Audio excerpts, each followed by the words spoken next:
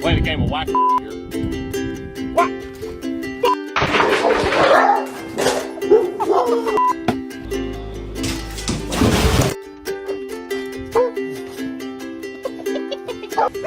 What?